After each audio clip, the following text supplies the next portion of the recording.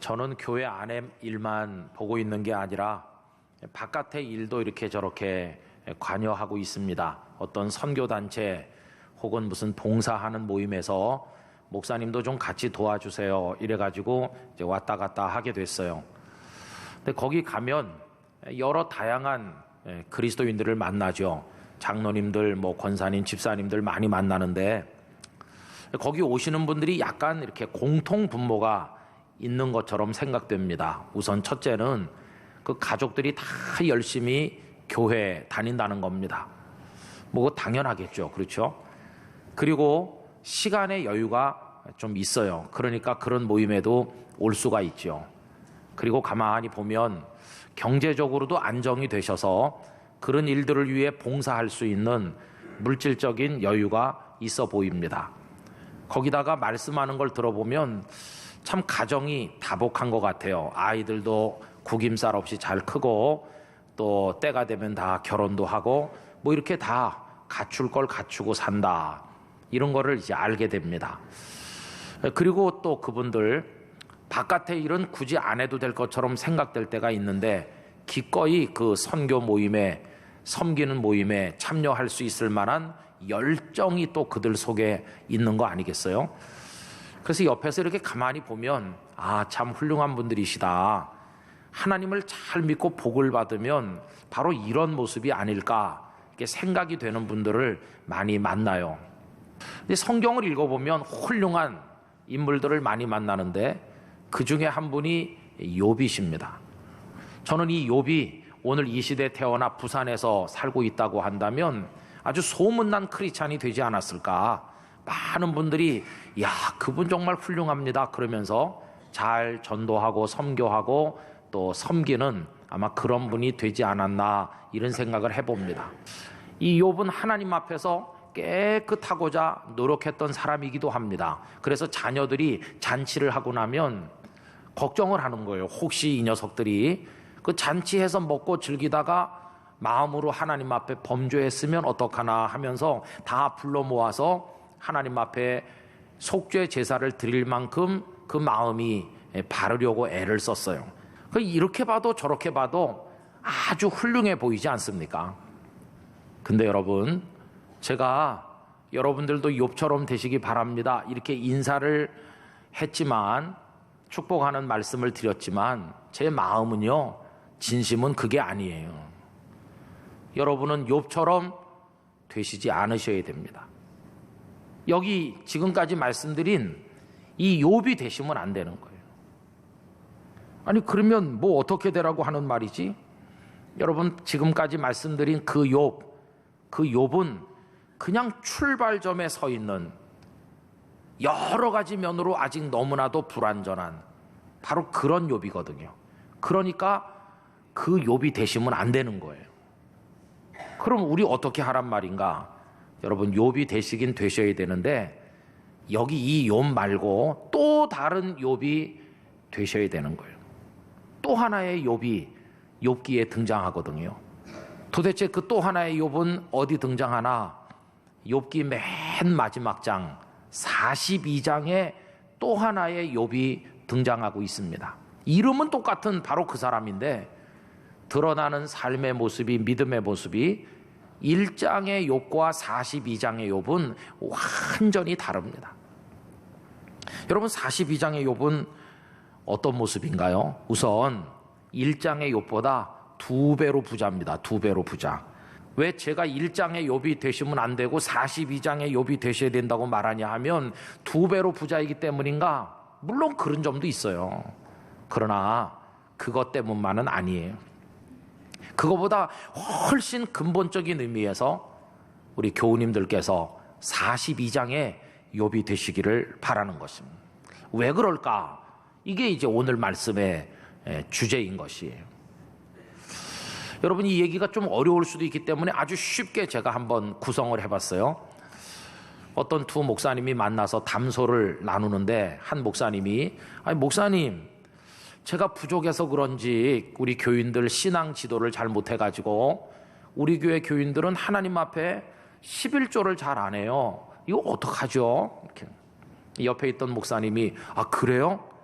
우리 교회 교인들은 100% 11조 하는데, 옆에 있던 목사님 깜짝 놀라가지고, 아니 어떻게 100% 교인이 11조를 할 수가 있습니까? 정말 목사님도 대단하고 교인들도 대단하네요. 그랬더니 그 목사님 하는 말이, 우리 100% 하는데 11조 하는 방법이 좀 달라요. 어떻게 합니까? 일부 교인은 기쁨으로 알아서 11조를 드리죠. 나머지는요, 나머지 교인은 안 드리고 버티기 때문에 하나님께서 알아서 걷어가시죠. 아니 하나님께서 알아서 걷어가다니, 그게 무슨 말입니까? 그거요, 가끔 아파가지고 그 아꼈던 11조 다 병원비로 날리기도 하고요, 또 뭐 사업이 갑자기 안 되게 해서 쪼그라들기도 하고, 뭐 불법을 저질렀던 게 발각돼 갖고 막 벌금 엄청 내기도 하고, 버텨봤자 다 그게 자기 돈이 안 되고 다 날아가더라니까요. 제가 알았어요. 그게 다 하나님이 알아서 걷어가신다는 걸. 그래서 우리 교회는 100% 11조 냅니다. 여러분, 이 얘기 들으시면서 무슨 생각 드세요? 제가 이제 웃자고 하는 얘기는 아니고 이제 이 설교를 쉽게 이해하기 위한 건데, 거기 두 종류의 사람이 있지 않습니까? 한 종류의 사람은 절대로 이건 내놓지 않아요. 꽉 움켜쥐고 있다가 나중에 뺏기는 거예요. 그죠? 이런저런 방법으로 없어져 버렸어요. 근데 한쪽 사람은 뭐 처음부터 제 거가 아니었죠. 그러면서 그냥 순순히 바칠 거 바치고 줄 거 주고 이렇게 한다는 거예요. 그럼 여러분, 버티다가 뺏기는 사람하고 순순히 내놓는 사람하고 차이가 뭘까요? 아주 간단해요. 차이는. 한 사람은요, 이건 내 거다 생각하는 사람은 내놓질 못해요.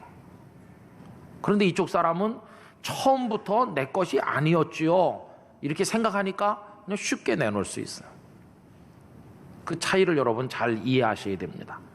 그러면 왜 한쪽 사람은 처음부터 이건 내 거다 이렇게 생각하는데 한 사람은 내 것이 아니다 이렇게 생각할까요? 그 배후에 도사리는 생각이 뭘까? 그게요, 자기 자신이 누구인가에 대한 생각의 차이입니다. 내가 누구냐, 이 생각의 차이에 따라서 달라지는 거예요. 그럼 여러분 보세요. 이건 내 거야 이러는 사람은 무슨 생각을 하냐면은, 내가 엄청 수고한 거야, 이건 내가 노력해서 얻은 거야, 나 훌륭한 사람이야, 이 정도는 내 거라고 말해도 될 만큼 나 자격 있어, 이렇게 생각하니까 그건 내 거라고 하는 거죠. 그런데 이쪽에 이 사람은요, 물론 나도 수고했지만 내가 무슨 재주가 있나 능력 있나, 난 실수투성이고 난 연약하고 부족한데 이건 내 거라고 말할 자격이 없어. 사실 나는 그냥 내 것도 아닌데 고맙게 쓰고 있을 뿐이지, 이렇게 자기 자신에 대해서 겸손하게 생각하고 있는 거예요.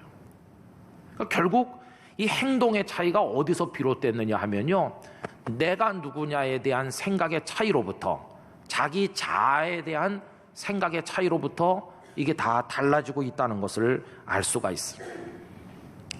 그럼 여러분, 여기 두 사람이 등장하잖아요. 왜 이 두 사람 얘기를 하느냐 하면요, 이 두 사람의 이야기가 1장의 욥과 42장의 욥을 잘 투영해주고 있기 때문이에요. 여러분, 나 아주 괜찮고 훌륭한 사람이고 내가 노력했고 이건 다 내 거야 이렇게 말할 자격 있어 하다가 결국은 다 뺏기는 사람, 그가 누구냐? 1장의 욥입니다. 1장의 욥. 욥기 1장을 이미 여러분 아시잖아요. 그 거부요 대단했던 욥이 어느 날 몽땅 빼앗기는 거거든요. 종들이 와서 그 소떼 양떼가 다 뺏기고 없어졌다고 그래. 조금 있으니까 다른 사람이 와갖고 당신의 10명의 자식이 다 죽었다고 그래. 그래서 그냥 몽땅 없어지는 거예요. 그렇게 빼앗기기를 원했나요? 아니요. 이 욥은 양새끼 한 마리도 내놓을 생각이 없었어요.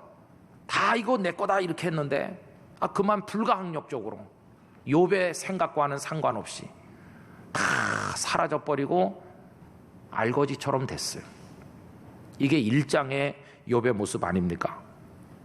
그런데 여러분, 놀라운 것은 그렇게 몽땅 없어졌을 때, 다 뺏긴 것처럼 됐을 때 그가 가졌던 반응입니다. 반응.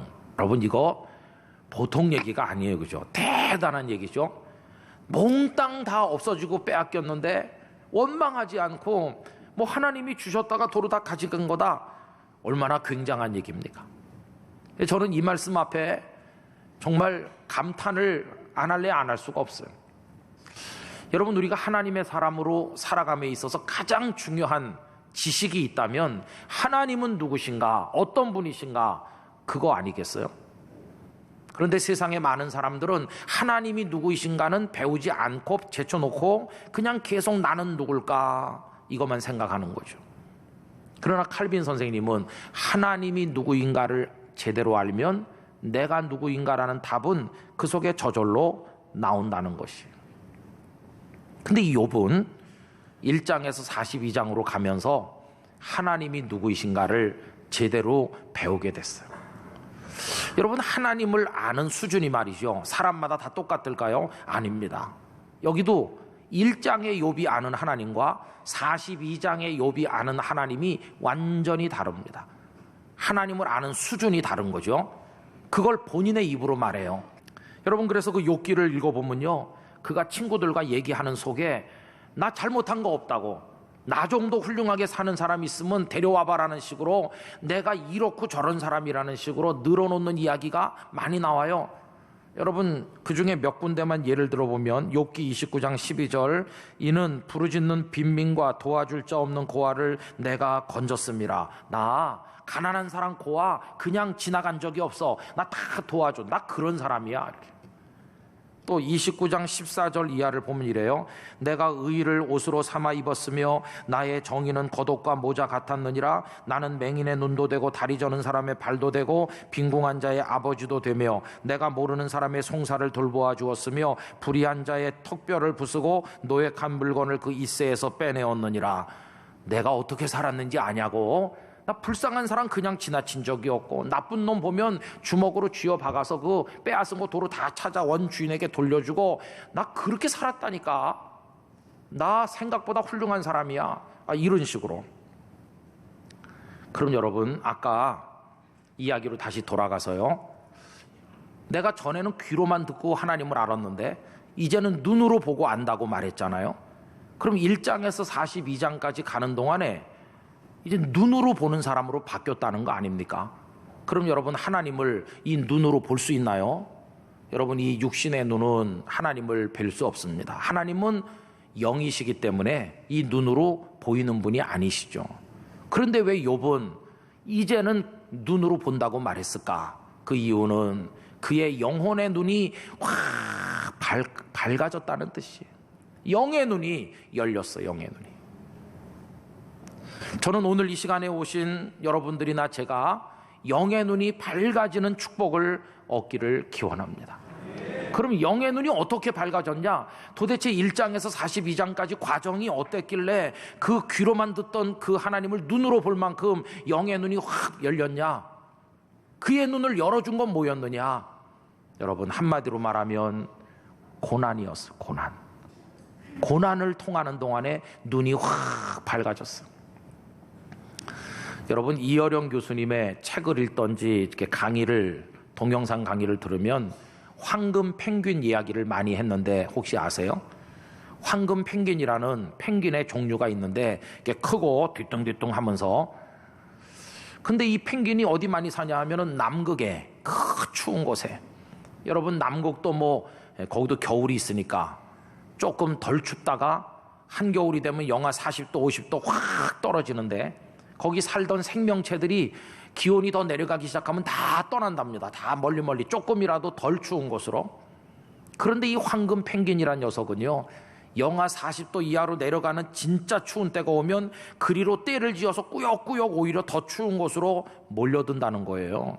그거 이상하잖아요. 그거 왜 그런가? 알고 보니까 거기 신비가 있어요. 막 추우면 다른 생명체들이 다 가버리니까 아무도 없는 곳이 되잖아요. 그럼 거기서 알을 깨가지고 부화시켜서 새끼를 키우는데 와서 해를 끼치고 잡아먹는 게 없잖아요. 아무 다른 게 없으니까. 그러니까 거기 마음 놓고 새끼를 부화할 수 있고 키울 수 있는 안전지대가 된다는 것이에요. 여러분, 참 놀라운 역설이죠. 가장 추운 곳이 가장 안전하다. 그러면서 이 이어령 교수께서는 그 얘기를 하면서 기독교 신앙을 가지고 사는 게 뭘까? 조금이라도 덜 추운 곳으로, 조금이라도 따뜻하고 안락한 곳으로 계속 찾아다니는 거냐?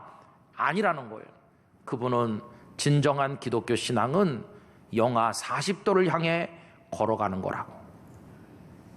그 고난 속으로 들어가는 거라고. 그 영하 40도 속에 가서 얼어 죽는 게 아니라 여기야말로 안전지대고 여기야말로 하나님의 평화가 있는 곳임을 발견하는 거, 그게 기독교 신앙이라고 그렇게 이야기를 하시더라고요. 그러면서 고백하기를 당신께서도 영하 40도의 추위를 여러 번 겪었다는 겁니다. 그게 뭐냐? 딸 이민아 목사께서 죽었을 때 암으로, 딸 죽는 거 볼 때 영하 40도, 그 외손자까지 죽었을 때 영하 40도, 그리고 작년에는 생명을 장담할 수 없는 어려운 수술을 받아 수술실에 들어갈 때 영하 40도, 그거 다 겪었다는 거예요. 그러면 그 영하 40도에서 얼어 죽어버렸느냐? 아니요. 거기야말로 안전한 곳이고 하나님의 평화가 있는 곳임을 깨달았고 눈이 진짜 열려가지고 믿음이 없어진 게 아니라 하나님을 제대로 배우게 됐고 믿음의 한복판에 더 우뚝 서게 되었다고 놀라운 간증을 말씀하고 있습니다.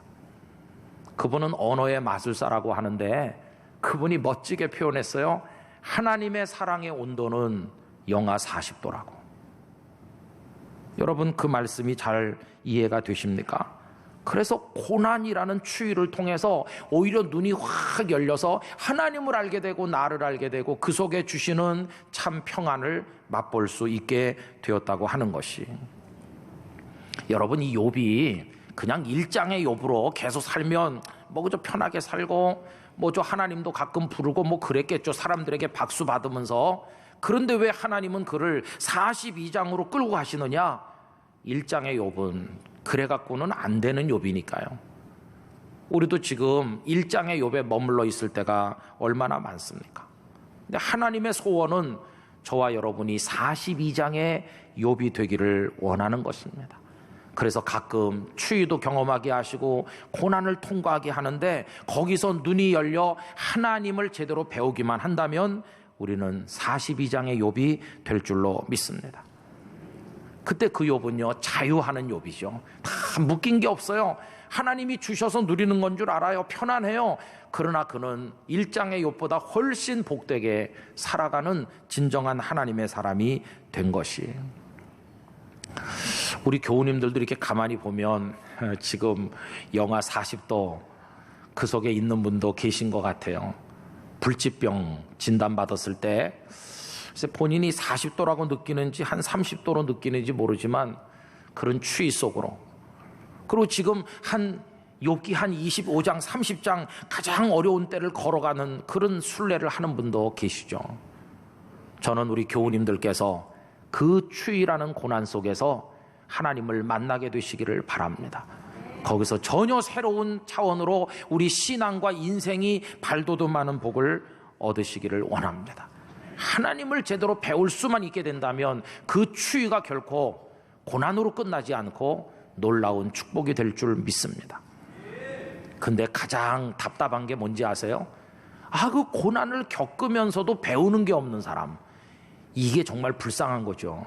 여러분, 사사기를 보면 이스라엘 백성들이 그 주위 나라들에게 자꾸 고통을 받죠. 짓눌리고 뺏기고 식민지 지배를 받고 죽기도 하고, 그러면서 뭐 어려운 고비를 넘겨요. 그러면 뭐 좀 배워야 될 거 아닙니까? 그걸 통해 가지고 깨달을 거 깨닫고 하나님을 알고 나를 알고 좀 달라져야 되는데, 나중에 보면 말짱 도루묵이에요. 배운 게 없어. 배운 게. 그 고생을 통해서 뭐 배운 게 없습니까? 다시 일장으로 돌아가는 것과 같아요. 참 이게 어리석은 거죠. 우리나라는요, 작년 가을에 대통령 탄핵 운운할 때부터 대통령이 고리되고 총리가 대통령 대행을 하시고, 그리고 선거를 얼떨결에 치르고, 그리고 새 정부가 아직 제대로 들어서지도 못했고, 북핵, 미사일, 사드, 뭐 경제적인 어려움, 이게 막 우리 지금 짓누르는 요 얼마 동안은 우리가 영하 40도에 우리 대한민국이 있는 거 아닌가. 그런 생각을 했습니다. 근데 이 고난을 겪는다는 것보다 더 제 마음에 힘든 거는 우리 대한민국 국민들이 지금 뭘 배우는 게 있어야 될 텐데, 이 속에서 배운다면 뭔가를 깨닫고 새로워져서 하나님도 알고 우리 역사의 진실도 알고 우리가 어떻게 앞으로 해야 될지를 여기서 값비싼 교훈을 받는데 성공만 한다면 그나마 다행인데, 고생은 하면서도 우리 국민들이 아무것도 못 배운다면 이거 정말 비극이 아닌가, 그런 생각이 저를 더 힘들게 만들고 있습니다. 우리 교우 여러분, 우리는 잘 배우기를 원합니다. 하나님을 눈으로 보고 알고, 그리고 그 앞에 있는 나를 알고, 제대로 배우면요 몇 가지 결론에 도달하게 돼 있어요. 첫째, 하나님은 우리가 생각하는 것보다 어마어마한 분이라는 걸 알게 될 것입니다. 두 번째, 그 앞에 서 있는 나는 티끌과 같고 벌레와 같은데 오늘 이런 자리에서 예배드리고 하나님을 섬기고 누리고 사는 게 엄청난 은혜고 축복이라는 걸 알기 시작할 것입니다. 세 번째, 이제는 그거 움켜쥐고 내 인생이다, 내 거다 이렇게 말하면서 버티다가 뺏기는 어리석은 사람이 아니라 그 손 그거 다 놔버리고 이제는 빈손처럼 자유하는 영혼이 돼서 이 손으로 하나님을 향해 올려 찬송과 영광을 돌리는 사람으로 바뀌게 될 것입니다. 그리고 마지막으로 그걸 제대로 배우면 42장의 욥이 되고 나면요 1장의 욥보다 상상도 못할 만큼 행복한 성도가 될 것입니다. 여러분, 거기에 우리 모두 도달하게 되기를 원하는 것입니다. 지금 여러분에게 추위가 오고 막 풍랑이 있는지도 몰라, 쪽배 같은 내 인생이 막 뒤집어질 것 같지만, 그래서 거기서 죽는 게 아니라 잠시 후에 부를 찬송가 가사처럼 그 풍랑으로 인해서 더 빨리 갑니다, 이렇게 찬송할 수 있는 우리 모두가 되기를 원하는 것입니다. 여러분, 우리 하나님을 제대로 배우고 제대로 믿고 하나님의 축복 가운데 살게 되시기를 주님 이름으로 축원합니다.